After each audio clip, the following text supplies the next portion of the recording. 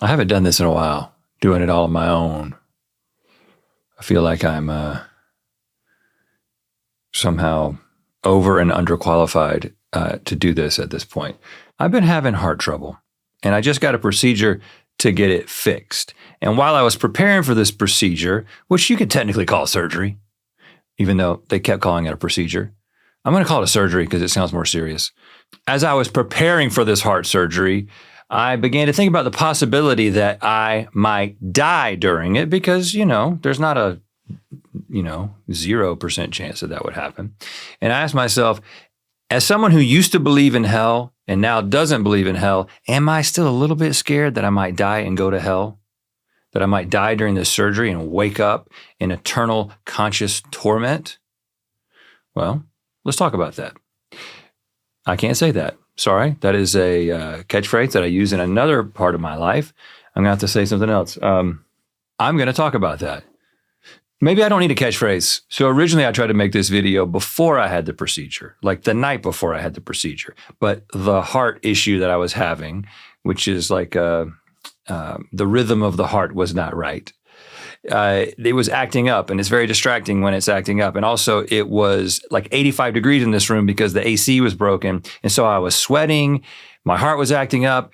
It felt a little too much like hell in order to make a video about hell. It probably actually would have been a good idea, but it felt too dramatic and I just couldn't handle it at the time. So I've waited until I have now lived through the procedure, the surgery. And now I'm going to talk about where my thoughts were at because I wrote them all down before the surgery. First of all, welcome to my YouTube channel. As if there were not already enough places on the internet where you could see me talking out of my ass, which actually seems like something that we probably would have tried on Good Mythical Morning and Good Mythical Evening, definitely. But because we are no longer doing Ear Biscuits, we're taking an indefinite hiatus from Ear Biscuits like we talked about on the episode that dropped on the same day that this video dropped. I'm not really going to have an outlet when I want to talk about more serious things. And so I wanted to create that. So that's what this channel is. If that sounds like something that you'd be interested in, then I appreciate you doing all of the YouTube things and the subscribing and the liking and the commenting because the YouTube magic makes things happen. I don't know how often I'm going to post on this channel. It's going to be if I got something to say and if I have time to say it, I might do that. Speaking of Ear Biscuits, I talk all about the heart condition and the procedure, surgery that happened to me in the episode of Ear Biscuits that comes out on the same day. I'm not going to talk about that here, but it wasn't super serious, but it felt serious. And I was told that there was, of course, because I was going under general anesthesia and they're going into your heart and doing stuff, there's always a risk that you could die.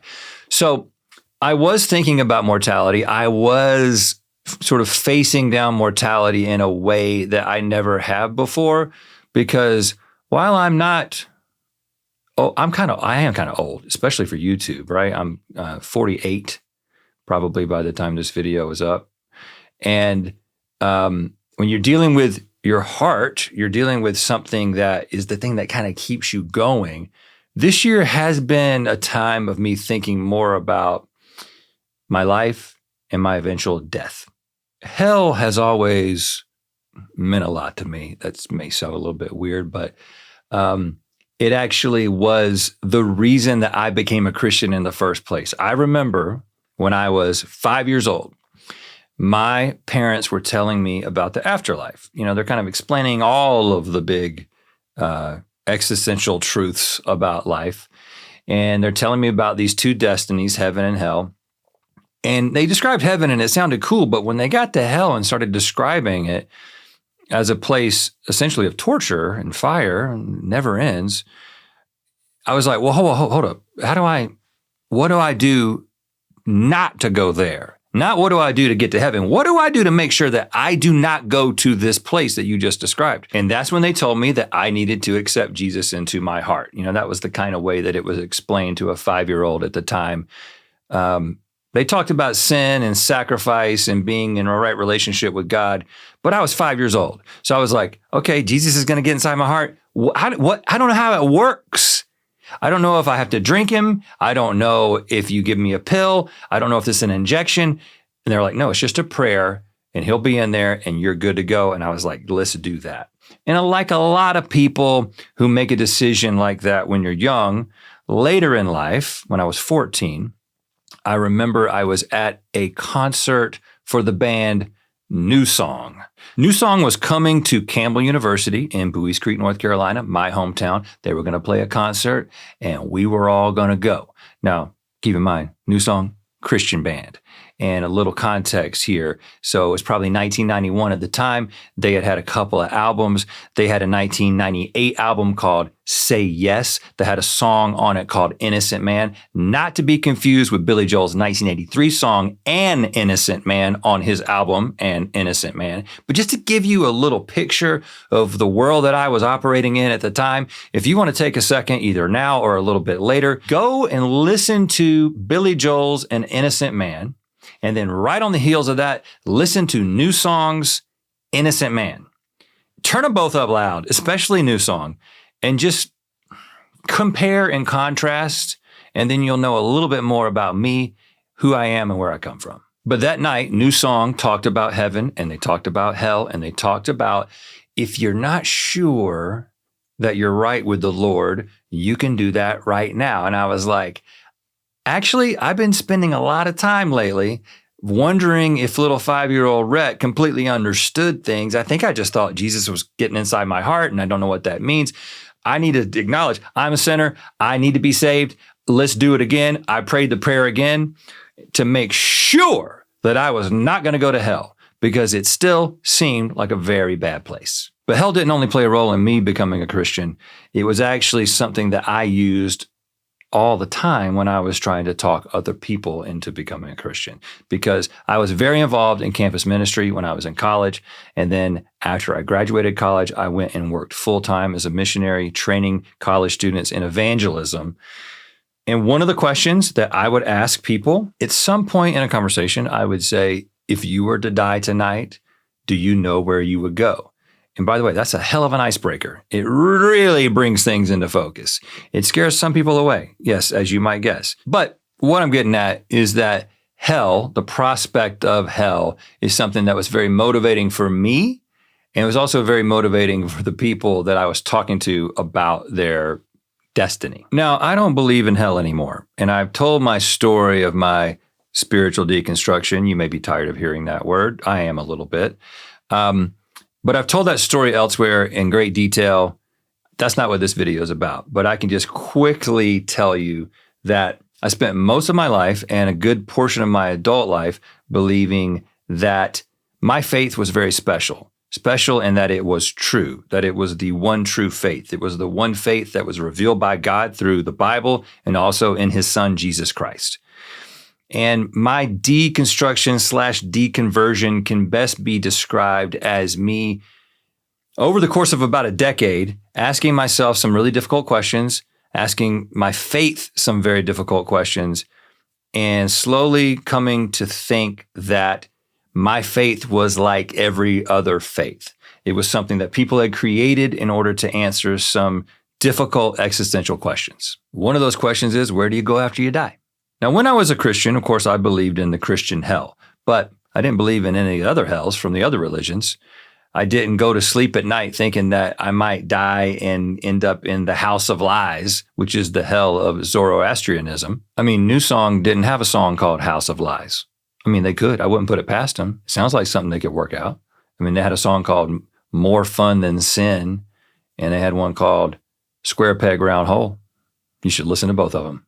So in a sense, one way to explain it is that now that I'm no longer a Christian, I don't believe in the Christian hell. So it's just another hell that I don't believe in. But it's not that simple, because I did believe in it. I believed in it when I was very little. I believed in it the majority of my life. I told people about it. And so it's deeper in there, right? It's in that psyche. It's in my mind, and it's in my heart. And with a lot of people that I talk to, I see that even after they stop believing in sort of like the foundational worldview of a religion like Christianity, they hold on to this idea of hell. It's one of the ones that sticks around. It's one of the ones that's in the back of your mind a lot of times, even after you've stopped believing. I think it can be really helpful to look at the doctrine of hell, see its origin, see where it comes from, see how it developed over time. There's a lot of people who've done a lot of great work on this. I'm not an expert. I'm not a theologian. I'm not a historian. I'm going to point you to some of those resources, but then I'm going to kind of cover some of the highlights that have stuck with me. So my friend Britt Hartley of No Nonsense Spirituality, she made a video called The Origins of Hell and the Underworld in Religions and Mythologies. Genetically Modified Skeptic made a video called I Traveled to Jerusalem to Face My Fear of Hell. And Derek from Myth Vision made a video called The Invention of Hell From Ancient Shadows to Eternal Fire. You can watch any or all of those. If you want a little bit more comprehensive deep dive into this, you can read Bart Ehrman's book, Heaven and Hell, A History of the Afterlife. Again, if you're interested in this, check out some of those resources. I'm just going to talk about this in a very cursory fashion. So when the afterlife is talked about in the Bible, in the earliest parts of the Bible, we don't hear about heaven and hell. We hear about this place called Sheol, which is tattooed on my arm. Again, that's another story. But it was a place of darkness and dust and dreariness, and it was a place that everybody went, both the righteous and the wicked. Now, this Sheol was very similar to other conceptions of the afterlife by people in the same area where the biblical writers were, right, in the ancient Near East. Even going back a couple of thousand years before the Bible was written in ancient Sumeria, the earliest record of anybody talking about the afterlife is them talking about this place called Kir, which was essentially a place of darkness, dustiness, and dreariness, very similar, where everybody went. All that to say, the first sort of conception of the afterlife in the Bible has a lot of similarities to the people who were around them. And then in later parts of the Old Testament, suddenly you see some new ideas coming in, this idea of some kind of resurrection and judgment. And this coincides with the Israelites being in the Babylonian exile and then Persian rule and being exposed to these ideas by the cultures that they were surrounded by at that time. And then a little bit later, they're exposed to these Greek Hellenistic ideas where there's a talk of an eternal soul and there's descriptions, like physical descriptions of what hell is like, a very hot place, Hades it's called, which is the same term used for the Greek hell. And those ideas end up making their way into the New Testament. Now, this is a very, very short and quick oversimplification of what happened. But essentially what you see is that when a concept about the afterlife is introduced in the Bible, it is consistent with the cultural influences that the writers are experiencing at the time. And it changes over time and can be tracked to specific historical events like the exile or Alexander the Great taking over Persia, and these new ideas coming into their minds that then make their way into what they're writing about. So to me, that looks a whole lot like people are making it up. Now, I'd heard about this when I was a Christian, this idea that the description of hell sort of evolves throughout the Bible and that it looks a lot like what other people believed around them. But I believe that the Bible was true, that it was without error, that it was completely internally consistent. And so I would turn to apologists or theologians who would help me understand why it might seem like it's evolving over time. It might seem like there are these cultural influences, but that's not really what's happening. And they said that the cultural influences are overstated, first of all, that there's a lot that these skeptics and critics are reading into it. And then the second thing is that it may seem like the concept is evolving over time, but it's really just the concept is being revealed over time, something called progressive revelation, right? In the Old Testament, things were this way, and we're just kind of revealing more and more truth over time. And then in the New Testament, with Jesus, things are sort of fully revealed at that point. And you know what? That was good enough for me. And I was very willing to accept it because I needed it to be true. I needed the Bible to be true, and I needed it to be internally consistent. I needed it to have a consistent picture of hell. And so I was very quick to say, yep, that's it. That's what those guys think. I'm in. Now, at this point in my life, I don't need it to be true. So when I see how these cultural influences line up very consistently with the way that the concept of hell evolves, I'm not like trying to reconcile that. I'm just like, oh, that's pretty cool. Like they got the idea from other people around them and then they kind of evolved it and made it their own. And then they experienced this new thing, this new captivity, this new exile. And they got some ideas from over here and they added it to their idea and it continued to evolve. it seems like a pretty cool process to me, but it also kind of confirms the idea that they're making it up as they go along. Now, I love horror movies. I have this ability to completely give myself over to the premise, to like get lost in it and get really, really scared. And I'm a little bit sick. I like that. I like not being able to sleep a little bit, not wanting to be alone for a couple of days. But sometimes the horror can be a little bit too much for me. And in those moments, I have to stop and remind myself that this isn't real, that it's made up, that people are doing this, that there is a director right off camera. There's a camera, by the way. Yes, there's a camera. That's an actor. That little girl whose head is spinning around as she vomits all around the room because she's got a demon in her, that's not even a little girl. It's some kind of robot. And there's a guy that is at the end of a tube that's connected to the robot, and he's pumping like pea soup into this little girl robot's head, and it's going around the room, and there's a director saying, "More pea soup!" People are doing it. It's a craft. And when I can put that layer between me and what I'm seeing on screen, I relax a little bit. I'm not as scared by it. I think that's how hell works.